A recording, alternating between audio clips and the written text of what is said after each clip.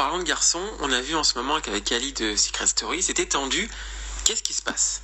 C'est pas que c'est tendu avec Ali, c'est qu'on se parle plus du tout parce que monsieur a décidé de retourner sa veste à la sortie de Secret Story pour des raisons qu'il considère logiques. Après, chacun sa façon de penser. C'est pour ça que je suis ici aussi pour vous l'expliquer.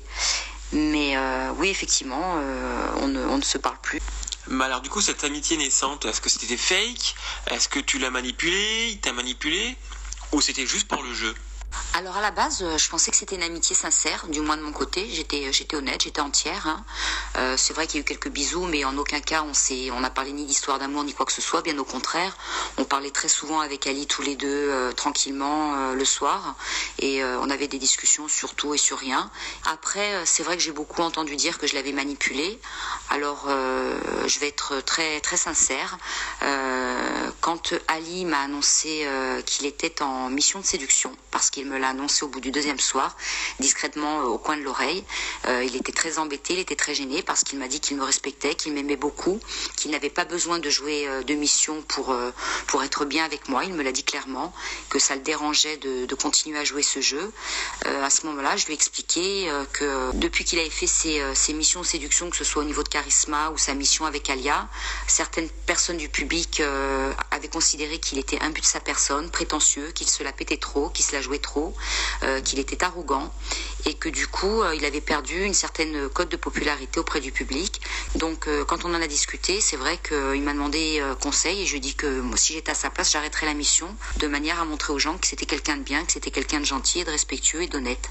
Chose que je pensais qu'il était réellement.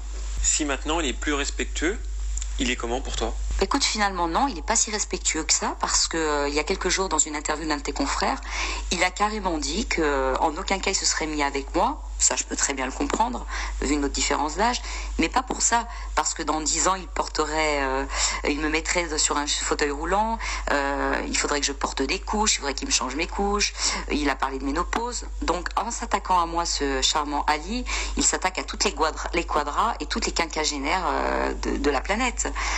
Il critique toutes les femmes, donc il critique sa mère, il critique ses sœurs, sa tante, toutes les femmes qui ont plus de 40 ans, et elles sont indignées parce qu'elles viennent toutes me voir en me disant mais pour qui il se prend ce merdeux, pour qui il s'est pris, et c'est pas parce qu'il a des beaux yeux bleus qu'il peut se permettre de dire des choses comme ça. Et beaucoup de gens ont été très choqués.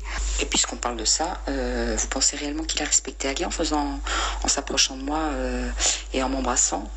Moi personnellement, si un homme me dégoûte, même quel que soit l'enjeu d'un jeu, j'irai pas l'embrasser, j'irai pas me coller à lui, j'irai pas passer du temps avec. Donc forcément, posez-vous la question. Est-ce qu'il a vraiment eu du respect pour Alia? Est-ce qu'il l'aimait réellement? T'en penses quoi de leur relation, qu'elle soit amicale ou amoureuse, car on sait pas vraiment? Je pense surtout qu'ils ont bien compris comment ça fonctionnait, que les histoires de couple s'appelaient beaucoup au public et qu'ils jouent un petit peu avec ça. Donc ils ont joué pendant l'aventure, il n'y a rien eu de particulier. C'est vrai qu'ils prenaient le respect l'un comme l'autre. En dehors, ils continuent à faire leur petit jeu, on est ensemble, on n'est pas ensemble. Après, pour avoir eu des discussions avec Alia, je pense qu'elle est sincère, qu'elle est honnête. J'espère qu'elle se cassera pas la figure. Moi, j'ai pas mal discuté avec elle. Je lui ai raconté ce qui s'était passé avec Ali, je l'ai rassurée, je lui ai bien dit qu'il ne s'était absolument rien passé entre nous, qu'elle n'avait rien à lui reprocher, qu'on était dans un jeu. Honnêtement, je m'en fiche un peu de leur histoire. Et s'ils sont ensemble, tant mieux pour eux. Je leur souhaite beaucoup de bonheur. Et est-ce que c'est vrai que dans l'aventure, Ali et Eddie se sont embrassés? Écoute, il y a eu beaucoup de bisous cap ou pas cap. Plus, c'est difficile à dire. Par contre, c'est vrai que Ali est très, très proche d'Eddie. Ils étaient souvent ensemble. Ils passaient des moments le soir sur le lit à discuter. Eddie caressait les cheveux d'Ali. Ali restait très proche contre lui. Dans le jacuzzi, il était souvent collé à lui. C'est des scènes qui nous ont choqués tous. Tous les habitants se sont fait la réflexion, se sont dit que c'était pas normal que un homme soit aussi proche d'un autre homme. Donc après, c'est peut-être juste de l'amitié et voilà. Mais je peux pas me prononcer là-dessus. Alors moi, j'ai du mal à comprendre comment de l'aventure à maintenant vous avez pu tant vous prendre la tête, alors que si je me trompe pas, il y a une lettre que Ali a écrite où il parle en bien de toi. Est-ce que tu peux m'en dire un petit peu plus? Cette fameuse lettre fait couler beaucoup d'encre. Elle a rien d'incroyable, c'est une lettre qu'il a écrite à son frère, donc je la dévoilerai pas par respect pour sa famille.